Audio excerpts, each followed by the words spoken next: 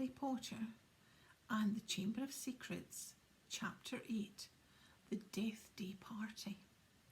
October arrived, spreading a damp chill over the grounds and into the castle. Madame Pomfrey, the matron, was kept busy by a sudden spate of colds among the staff and students. Her pepper-up potion worked instantly, though it left the drinkers smoking at the ears for several hours afterwards. Ginny Weasley, who'd been looking peaky, was bullied into taking some by Percy. The steam pouring from under her vivid hair gave the impression that her whole head was on fire. Raindrops the size of bullets thundered onto the castle windows for days on end. The lake rose, the flower beds turned into muddy streams, and Hagrid pumpkins swelled to the size of garden sheds. Oliver Wood's enthusiasm for regular training sessions was not dampened, however, which is why Harry was to be found late one stormy Saturday afternoon, a few days before Halloween, returning to Gryffindor Tower, drenched to the skin and splattered with mud. Even aside from the rain and wind, it hadn't been a happy practice session. Fred and George, who'd been spying on the Slytherin team, had seen for themselves the speed of the new Nimbus 2001s. They reported that the Slytherin team were no more than 7 greenish blurs shooting through the air like jump jets. As Harry squelched along the deserted corridor, he came across somebody who looked just as preoccupied as he was. Nearly headless Nick, the ghost of Gryffindor Tower, was staring morosely out of a window, muttering under his breath, "Don't fulfil the requirements, half an inch if that." "Hello, Nick," said Harry. "Hello, hello," said nearly headless Nick, starting and looking around. He wore a dashing plumed hat on his long curly hair and a tunic with a ruff, which concealed the fact that his neck was almost completely severed. He was as pale as smoke, and Harry could see right through him to the dark sky and torrential rain outside. "You look troubled, young Potter," said Nick, folding a transparent letter as he spoke and tucking it inside his doublet. "So do you," said Harry. "Ah," nearly headless Nick waved an elegant hand. "A matter of no importance. It's not as though I really wanted to join. Thought I'd apply, but apparently I don't fulfill requirements." In spite of his airy tone, there was a look of great bitterness on his face. "But you would think, wouldn't you," he erupted, suddenly pulling the letter out of his pocket, "that getting hit 45 times in the neck with a blunt axe would qualify you to join the Headless Hunt?" "Oh yes," said Harry, who was obviously supposed to agree. "I mean, nobody wishes more than I do that it had all been quick and clean, and my head had come off properly. I mean, it would have saved me a great deal of pain and ridicule." However, nearly headless Nick shook his letter open and read furiously. "We can only accept huntsmen whose heads have parted company with their bodies. You will appreciate that it would be impossible otherwise for members to participate in hunt activities such as horseback head juggling and head polo. It is with the greatest regret, therefore, that I must inform you that you do not fulfill our requirements. With very best wishes, Sir Patrick Delaney Podmore." Fuming, nearly headless Nick stuffed the letter away. "Half an inch of skin and sinew holding my neck on, Harry. Most people will think that's good and beheaded, but oh no, it's not enough for Sir properly decapitated Podmore." Nearly headless Nick took several deep breaths and then said in a far calmer tone, "So, what's bothering you? Anything I can do?" "No," said Harry, "not unless you know where we can get 7 free Nimbus 2001s for our match against Slytherin." The rest of Harry's sentence was drowned by a high-pitched mewing from somewhere near his ankles. He looked down and found himself gazing into a pair of lamp-like yellow eyes. It was Mrs. Norris, the skeletal grey cat used by the caretaker Argus Filch, a sort of a deputy in his endless battle against students.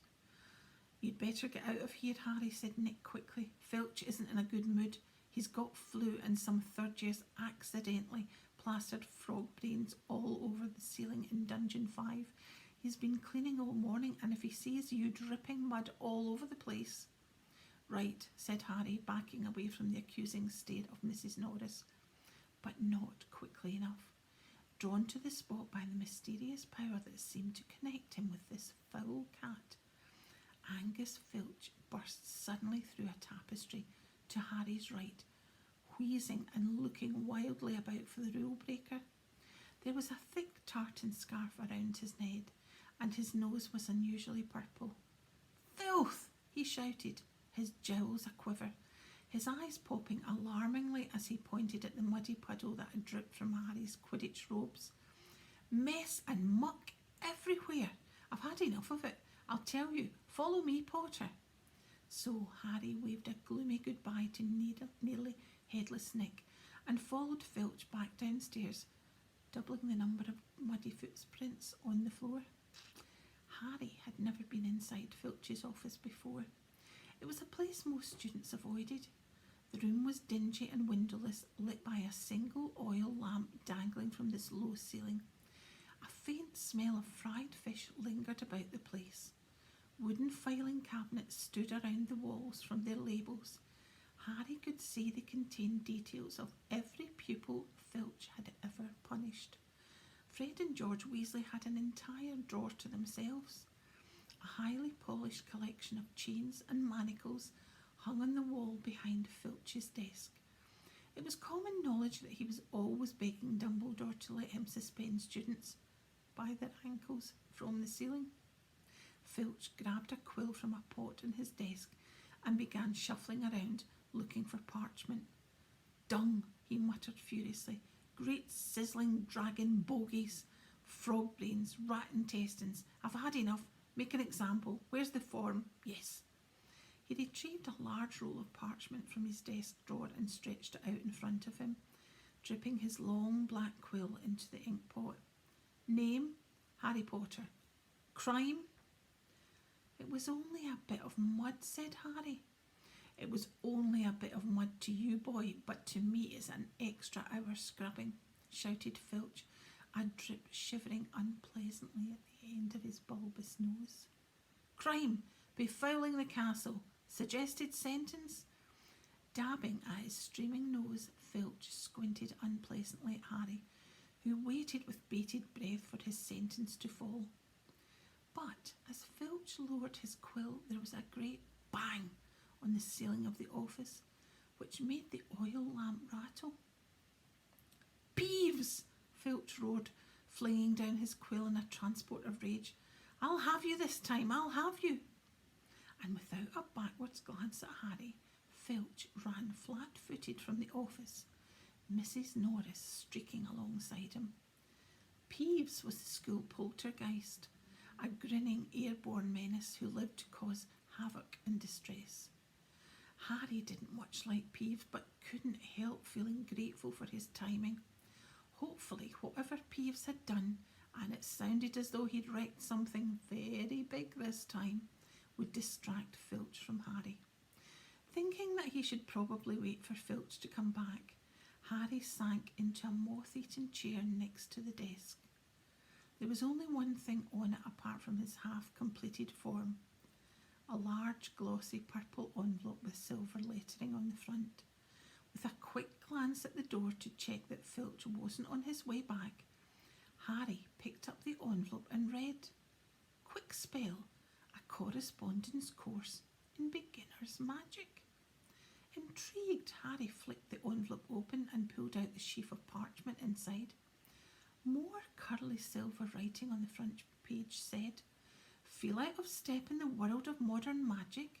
Finding yourself making excuses not to perform simple spells?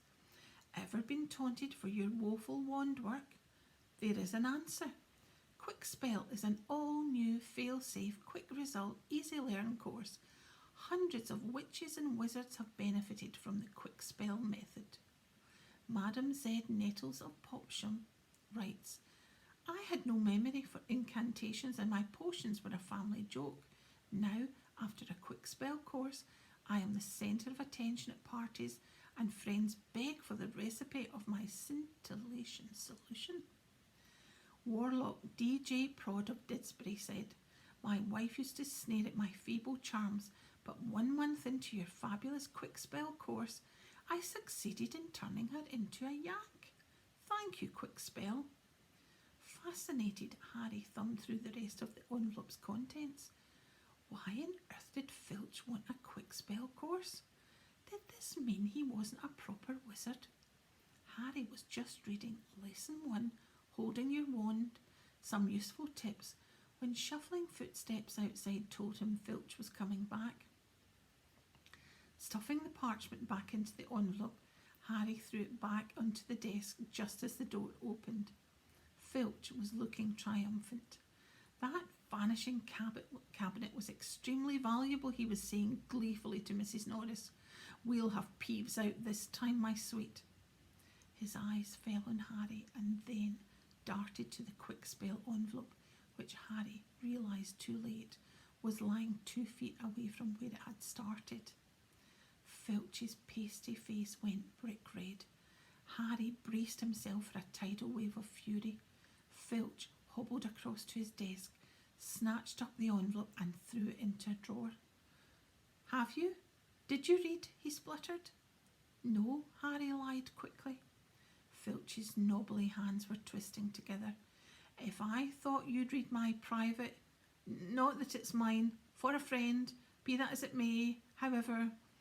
Harry was staring at him, alarmed. Filch had never looked madder. His eyes were popping, a tick was going in one of his pouchy cheeks, and the tartan scarf didn't help. "Very well, go, and don't breathe a word. Not that. However, if you didn't read, go now. I have to write up Peeves' report. Go." Amazed at his luck, Harry sped out of the office, up the corridor and back upstairs. To escape from Filch's office without punishment was probably some kind of school record. Harry, did it work?" Nearly headless Nick came gliding out of a classroom. Behind him, Harry could see the wreckage of a large black and gold cabinet which appeared to have been dropped from a great height. "I persuaded Peeves to crash it right over Filch's office," said Nick eagerly. Thought it might distract him.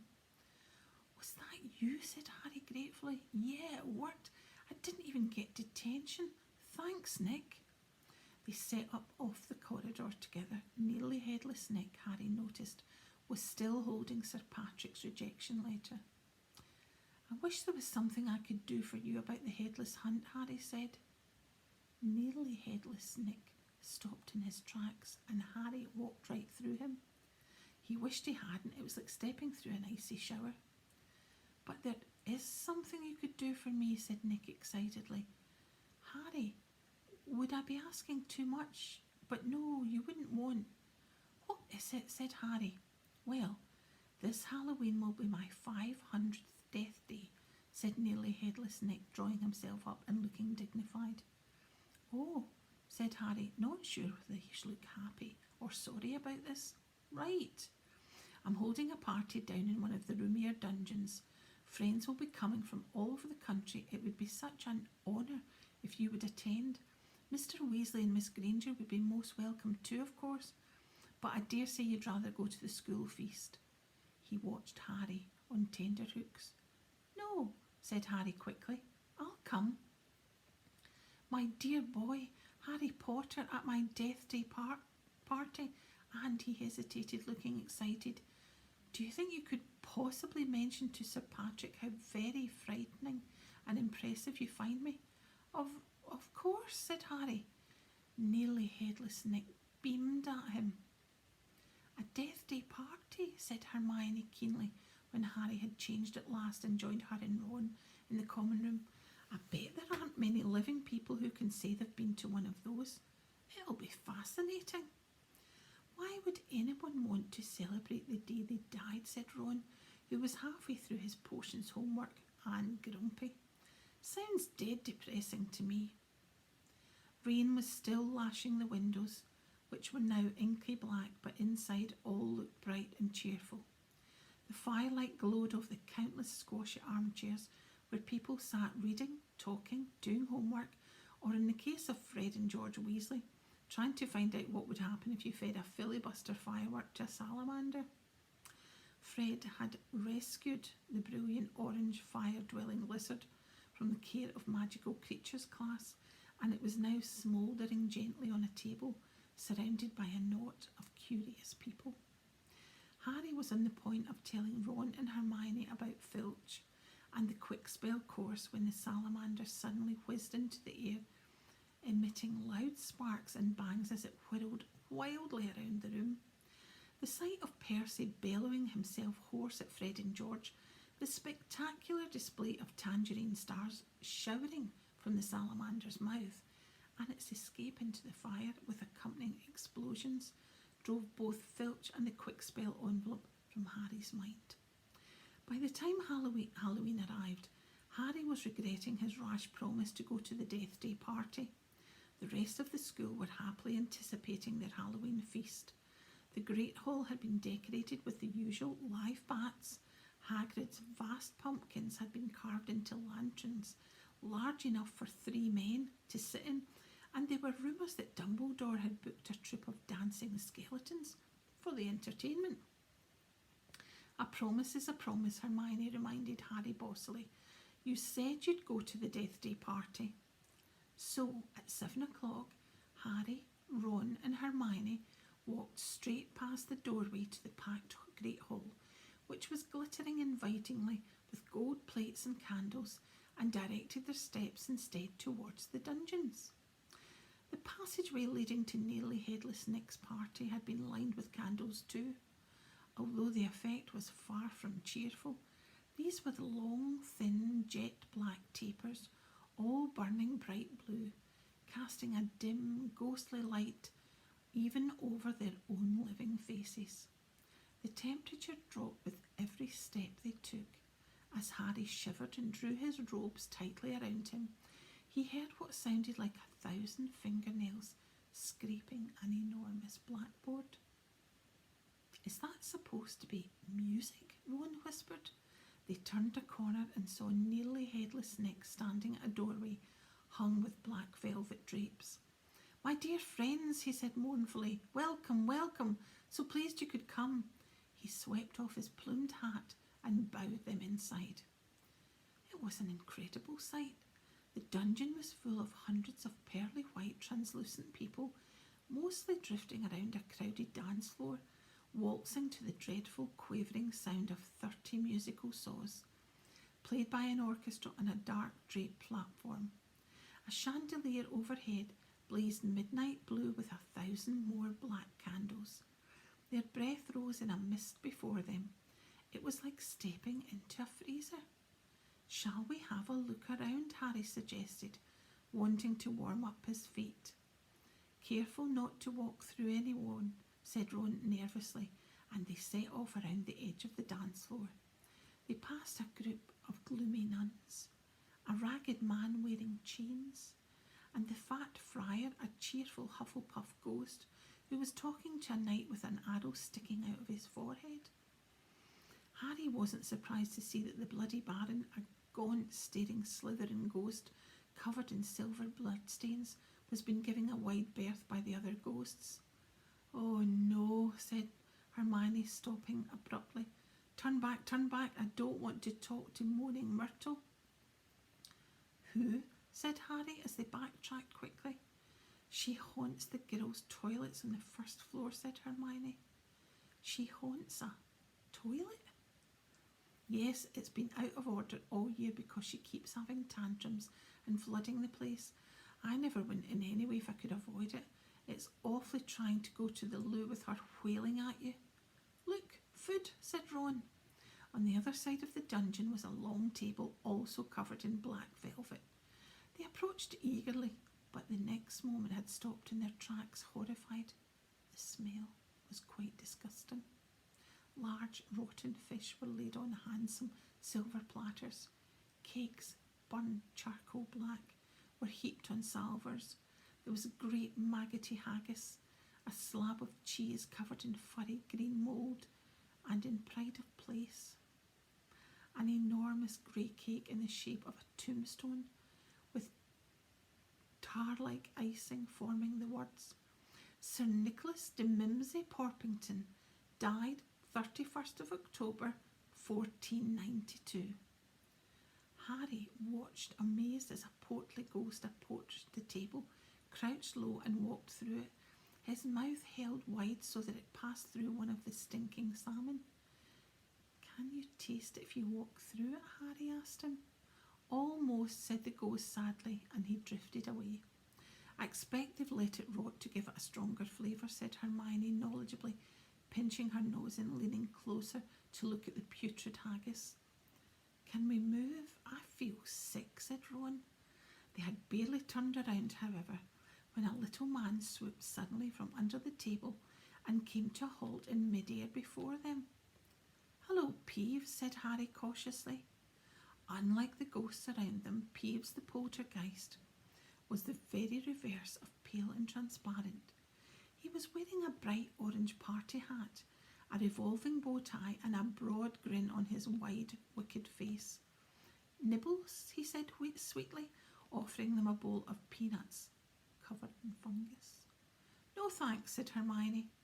Have you heard you talking about poor Myrtle, said Peeves, his eyes dancing. Rude you was about poor Myrtle. He took a deep breath and bellowed. Oi, Myrtle!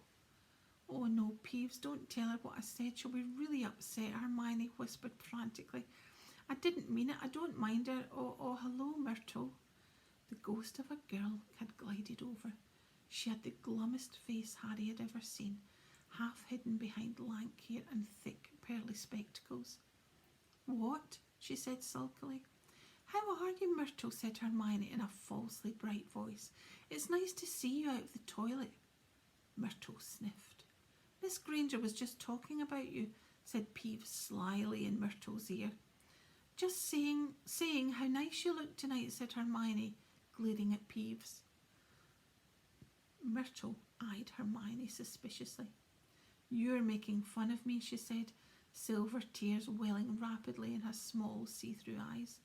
No, honestly, didn't I just say how nice Myrtle's looking, said Hermione, nudging Harry and Ron painfully in the ribs. Oh yeah, she did. Don't lie to me, Myrtle gasped, tears now flooding down her face, while Peeves chuckled happily over her shoulder. Do you think I don't know what people call me behind my back? Fat Myrtle, ugly Myrtle, miserable, moaning, moping Myrtle. You've missed out, Spotty, Peeves hissed in her ear.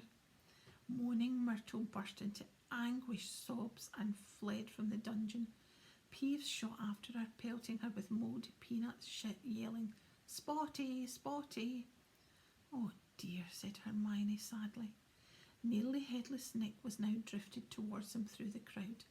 Enjoying yourself? Oh yes, they lied. Not a bad turnout, said nearly headless Nick proudly. The wailing widow came all the way up from Kent. It's nearly time for my speech. I'd better go and warn the orchestra. The orchestra, however, stopped playing at that very moment. They and everyone else in the dungeon felt silent, looking around in excitement as a hunting horn sounded. Oh, here we go, said nearly headless Nick bitterly. Through the dungeon wall burst a dozen ghost houses, each ridden by a headless horseman. The assembly clapped wildly. Harry started to clap too, but stopped quickly at the sight of Nick's face. The horses galloped into the middle of the dance floor and halted, rearing and plunging, a large ghost at the front, whose bearded head was under his arm. Blowing the horn, leapt down, lifted his head high into the air so he could see over the crowd. Everyone laughed and strode over to nearly headless Nick, squashing his head back onto his neck. Nick, he roared, how are you? Head still hanging in there? He gave a hearty guffaw and clapped nearly headless Nick on the shoulder. Welcome, Patrick, said Nick stiffly. Livens, said Sir Patrick, spotting Harry, Ron and Hermione and giving a huge faint jump of astonishment so that his head fell off again. The crowd howled with laughter. Very amusing, said nearly headless Nick darkly. Don't mind Nick, shouted Sir Patrick's head from the floor. Still upset we won't let him join the hunt. But I mean to say, Look at the fellow. I think, said Harry hurriedly at the meaningful look from Nick. Nick's very frightening and, Ha! Yelled Sir Patrick's head. Bet he asked you to say that. If I could have everyone's attention, it's time for my speech, said nearly headless Nick loudly, striding towards the podium and climbing into an icy blue spotlight. My late lamented lords, ladies and gentlemen, it is my great sorrow. But nobody heard much more. Sir Patrick and the rest of the Headless Hunt had just started a game of head hockey, and the crowd were turning to watch. Nearly headless Nick tried vainly to recapture his audience, but gave up as Sir Patrick's head went sailing past him to loud cheers. Harry was very cold by now, not to mention hungry. I can't stand much more of this, Ron muttered, his teeth chattering as the orchestra ground back into action and the ghosts swept back onto the dance floor. Let's go, Harry agreed. They backed towards the door, nodding and beaming at anyone who looked at them, and a minute later they were hurrying back up the passageway full of black candles.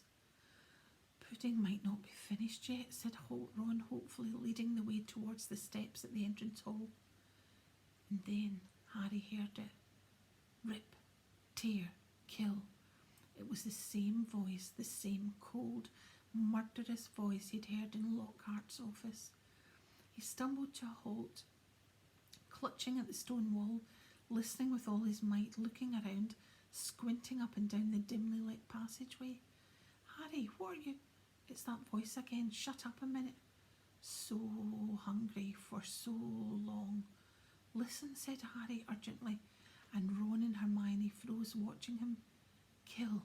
Time to kill. The voice was growing fainter. Harry was sure it was moving away, moving upwards. A mixture of fear and excitement gripped him as he stared at the dark ceiling. How could it be moving upwards? Was it a phantom to whom stone ceilings didn't matter? This way, he shouted, and he began to run up the stairs into the entrance hall. It was no good hoping to hear anything here.